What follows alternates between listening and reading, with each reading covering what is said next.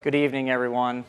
I'm very excited and very happy to have this opportunity to speak to you tonight and to thank you from the bottom of my heart for everything that you have done to help our family continue to carry on the mission that Mom set out to do shortly before she passed away in 2001. She created this event because she was so concerned about the lack of awareness and the lack of education of this terrible disease, ovarian cancer.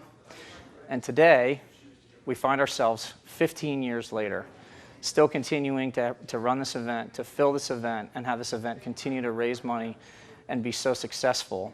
And we couldn't do it without all of the time and the donations that you all graciously provide to us.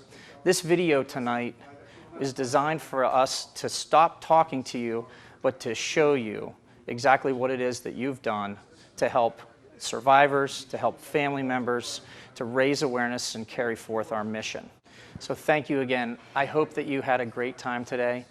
Thank you for letting us make this 15-year journey a reality. And I hope that you'll continue to help us to continue to make this an additional 15 years so we can continue to carry on the mission. God bless you. As we get to this week, I always start reminiscing about how we got started down this path. And the truth of the matter is that Ann started the golf tournament. My mom was a very private person when it came to her treatment and her journey with having the disease. But when it came to education and awareness, she wanted it to be very public, and she really wanted to make a difference so that other women didn't go through the same thing that she did. The Smith family is grateful for everyone who has helped the Laurel Auto Group Charity Golf Classic remain strong for 15 consecutive years. Many of those who have participated every year from its beginning were inspired by Ann Smith.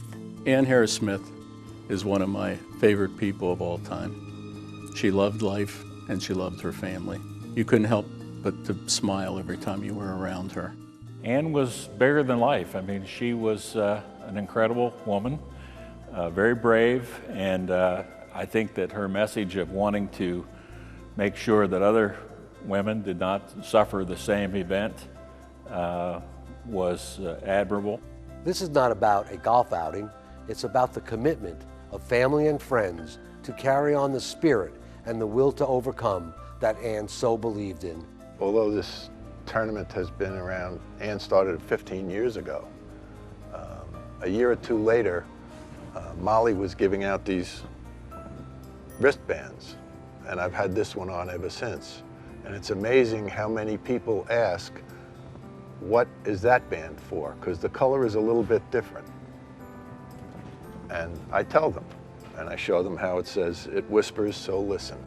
To the people that have supported us, through sponsorships, through playing in the event, all of our corporate, team partners, I thank them from the bottom of my heart. And without them, this tournament would not exist and certainly wouldn't be flourishing in its 15th year. And the foundation wouldn't exist if we didn't have the tournament and all the support of the volunteers, the pros, and of course the people who sponsor and come out to play. So I just want to thank everybody from the bottom of our hearts. Each year, the Smith family and many who share in their efforts to raise awareness work to find new ways to effectively use your generous donations from the golf outing. With help from Bishop McCourt's students, their family and friends, local volunteers, and media outlets, a lasting impression was left on the community last fall. Participation in the Turn the Town Teal initiative was combined with Ovarian Cancer Awareness Month to deliver the message of ovarian cancer to the public throughout the entire month of September. And it began with displaying teal ribbons all over the Johnstown area. Not quite 100 total people in the community going around to all the different areas had their spools of a ribbon, and you weren't done until you had gotten rid of all of it. For the school, it was a positive way to teach students the value of serving the community. Turning the town teal was awesome to see, driving by or walking downtown or around our community, just to see, how our community can come together and make the town better for, a good cause. It was something that I'll look back on as a fond memory of, but also to remember the impact that it had, especially with the soccer team. For Connor Hagans, Nick Spinelli, and the other members of the McCourt soccer team, helping to fight ovarian cancer was also personal, since the mother of one of their coaches died from ovarian cancer, and teammate Brian Gephardt's mom is a survivor. Last year at this time I was still going through chemotherapy, so it was very difficult just to walk a little bit, and now I'm very fortunate that I made it through that part, and I'm still here, so that's the important thing. Power of prayer and positive thinking. It wasn't long after she finished chemotherapy that, out of her appreciation for support she received from the school, Becky volunteered to help place teal ribbons around the community. For me personally, it was very, very emotional. I knew what it meant. I didn't feel like a survivor yet. It had only been a few months since I'd finished chemotherapy, but at the same time I did feel like a survivor, and I wanted other women to survive as well. It was definitely something special for not only the families and some of the people that have ovarian cancer in the Crusher community, but it was just something that it all came together and we all helped the support for a greater cause. They were up well past September, and every time I would see one, it would just make me feel like, well, maybe somebody is learning something about ovarian cancer. Fox 8, ABC 23, and WJAC produced and aired public service announcements in September, alerting viewers to the symptoms of ovarian cancer. The Tribune Democrat also ran a series of articles that month.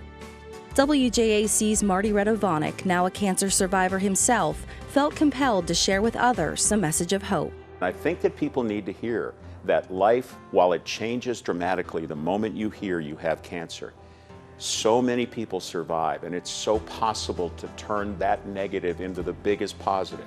He enthusiastically agreed to take part in this year's Survivors Conference. An event like the Cancer Survivors Conference is a perfect opportunity for people like me to say to people who maybe have just been diagnosed, it's okay. There's a lot of us. The survivors really need to know that when they're diagnosed with cancer, that there's life after cancer. And this is one of the things that we were able to do through the Survivors Conference. So again, thank you so much for your contributions. As you can see, your contributions give people hope. You help people fight cancer, and you help many of them beat it. It's really been one of the most joyful things that I've been a part of, and it just makes me feel so good about our community every single day. But really, this particular day, I just get chills when I think about the support that we've received from this entire family of Johnstown. We're very grateful for all that the Smiths do with this program. I know that they do it as a labor of love because of the great memory of Ann, but I don't think they realize on a bigger scale what it does for others. My wife Lisa is a cancer survivor for 5 years. Ann Smith lost her battle with cancer. But because of organizations like this that raise money for cancer awareness, I can't help but think that Lisa may not be here if it wasn't for organizations like this. So many of us started this journey 15 years ago, making an investment for our family, friends, and community. With our commitment and Ann's guiding spirit, awareness will win the battle of ovarian cancer. Well, I know she would be immensely proud of what we've done, and that what we continue to do and how it's continued to grow, and that we're really making a difference. She would be so proud.